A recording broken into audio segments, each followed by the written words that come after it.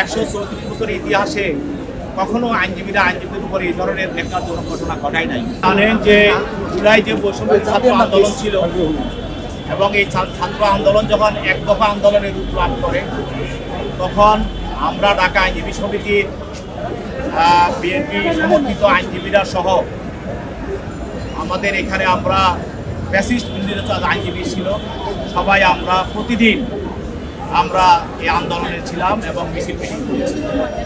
সর্বশেষ 5 তারিখের পূর্বে 8 তারিখে আমরা বিএনপির আইনজীবীদের নেতৃত্বে বৈষম্য ছাত্র আন্দোলনের এক দফা আন্দোলনের সপক্ষে আমরা ঢাকা বারের পক্ষ থেকে সামনে থেকে একটা মিছিল নিয়ে আমরা সিএমএম আদালতের সামনে গিয়ে রাজপথে দিয়েছিল, যখন বিশ্ববিদ্যালয়ের ছাত্ররা ছিল তাদের সঙ্গে গিয়ে আমরা একতা ঘোষণা করি। যখন আমরা একতা ঘোষণা করে যখন ফিরতেছিলাম, তখন ফ্যাসিস্টের সহযোগী, হাসিনার সহযোগী আওয়ামী আইনজীবী পরিষদের সদস্যরা তখনকার ঢাকা বারে ভোট চোর যারা ক্ষমতায় বসেছিল, ভোট চোর করে তাদের নেতৃত্বে মাথায় হ্যামলেট করে হাতে পিস্তল নিয়ে এবং রামদা, হকি স্টিক, রড এবং দেশীয় অস্ত্রশস্ত্র এবং বোমা নিয়ে অতর্কিতভাবে আমাদের বিএনপি আইনজীবীদের উপরে আক্রমণ করে। এই আক্রমণের ফলে সেখানে তাৎক্ষণিকভাবে রক্তাক্ত হয়, অনেকে রাজপথ রক্তাক্ত হয় এবং অনেক আইনজীবী মারাত্মকভাবে জখম হয়। টানা 7মবারের মতো বেস্ট টিস্যু পেপার ব্র্যান্ড হিসেবে স্বীকৃতি পেয়েছে বসুন্ধরা টিস্যু। অনেকের মাথায় আঘাত করে, মাথা ফেটে যায়, শরীরে বিভিন্ন জায়গায় আঘাত করে এবং তারা বোমা মেরে, ককটেল মেরে, এই ককটেল মারাতে অনেকেও সেখানে আহত হয়। তখন আইনজীবীরা এদিক সেদিক তারা জীবন রক্ষা করার জন্য সবাই ছুটতে থাকে, যাকে যেকে তারা পেয়েছে বেদম মারপিট করেছে। সেই মিছিলের সময় আমিও সেই মিছিলের নেতৃত্বে ছিলাম।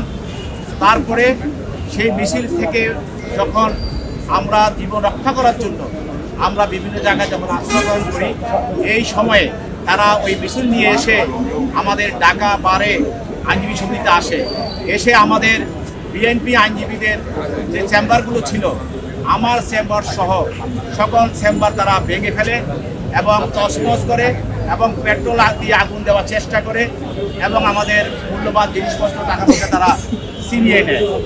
আমরা যদি আজকে সেই 5 আগস্ট না আসতো, তাহলে আমরা যারা বিএনপি সমর্থিত আইনজীবী এবং অন্যান্য যারা ফ্যাসিস্ট আইনজীবী ছিলাম, 4 তারিখের পরে আমাদের এই আদালতে আমাদের পক্ষে মামলা করা কঠিন হয়ে যেত, থাকাও কঠিন হয়ে যেত। তবে আমরা 15টা বছর, শুধু জুলাই না, 15টা বছর আমরা বিএনপি আইনজীবী সমর্থিত আইনজীবীরা এবং অন্যান্য ফ্যাসিস্ট বিরোধী আইনজীবীরা আমরা একত্রে ঢাকা বারে আন্দোলন সংগ্রাম করে আসছিলাম। পরবর্তীতে ঢাকা আইনজীবী সমিতির আজকে যারা কমিটিতে আছে, তারা আইনজীবীদের সঙ্গে আলাপ করে, সাধারণ আইনজীবীদেরকে নিয়ে মিটিং করে ওই ঘটনার বিষয়ে একটা মামলা করার সিদ্ধান্ত গ্রহণ করে। সেই সিদ্ধান্ত মোতাবেক ঢাকা আইনজীবী সমিতির পক্ষ থেকে তাদের বিরুদ্ধে 144 জনের বিরুদ্ধে যারা ওই দিনের ঘটনার সঙ্গে পরোক্ষ এবং প্রত্যক্ষভাবে জড়িত ছিল, তাদের বিরুদ্ধে মামলা করা হয়। এই মামলা হত্যা চেষ্টা মামলা এবং আপনার বিষণ্ণতা আইনের মামলা, এই মামলা চুরির মামলা এবং এই মামলা ভূত জখম করার মামলা। এই মামলায় আসামিরা হাইকোর্ট ডিভিশন থেকে তারা প্রায় 83 জন আইনজীবী তারও আগাম জামিন নিয়ে আসে। আজকে আগাম জামিন নিয়ে এসে মহানগর আদালতে তারা জামিনের প্রার্থনা করে। এই জামিনের প্রার্থনা করাকালে তারা তাদের পক্ষের আইনজীবীরা এবং তারা নিজেরা এই মামলায় জামিনের পক্ষে তাদের শুনানি করে। প্রসিকিউশন পক্ষে এবং চিফ প্রসিকিউটর হিসাবে আমি এবং আমাদের অন্যান্য প্রসিকিউটররা ছিল, তারা আমরা তাদের জামিনের বিরোধিতা করি এবং তাদের জামিন বিরোধিতার পক্ষে আমরা আমাদের বক্তব্য তুলে ধরি এবং আমরা আমাদের ওই দিন 4 তারিখে যে ঘটনাগুলো ঘটেছিল তাদের যে ভিডিও ফুটেজ, ছবি, সেগুলি আমরা আদালতে উপস্থাপন করি এবং বিভিন্ন মেডিকেলের কাগজপত্র আমরা আদালতে উপস্থাপন করি। আদালত উভয়ের বক্তব্য শোনার পরে মামলার মূল নথি পর্যালোচনা করে মেডিকেল এবং বিভিন্ন ছবিগুলো দেখে আদালত উভয় পক্ষের বক্তব্যের পর যারা মহিলা আইনজীবী ছিল, মহিলা অ্যাকিউজড ছিল, আসামি ছিল, তাদেরকে জামিন মঞ্জুর করেন। আর একজন বয়স্ক আইনজীবী ছিল, তারও জামিন মঞ্জুর করেন। আর 83 জনের মধ্যে প্রায় 11 জনের জামিন মঞ্জুর করেন। আর বাকি 72 জন আইনজীবী তারা আসামিকে তিনি সিডাব্লিউ বলে জেল হাজতে প্রেরণ করেন এবং আদালত জামিন নামঞ্জুর করার সময় বলেছিলেন যে এই আইন অঙ্গনে আপনারা আসেন, আইনের প্রমোশন করতে আসেন এবং আইনের চর্চা করতে আসেন, কিন্তু এখানে এসে একদল আরেকদল আইনজীবীর উপরে নির্মমভাবে যে আপনারা আঘাত করেছেন, যেভাবে তাদেরকে আপনারা আঘাত করেছেন, আক্রমণ করেছেন, এটা দেশবাসী এবং আইনজীবীরা কখনো এটা কামনা করতে পারে না। ওদের সামনে এই ধরনের ঘটনার টাকা ঘটবে না, সেটা আমরা আজকের এই ঘটনার মধ্যে দিয়ে আমরা এটা দেখতে চাই যে ভবিষ্যতে এগুলো যাতে না ঘটে।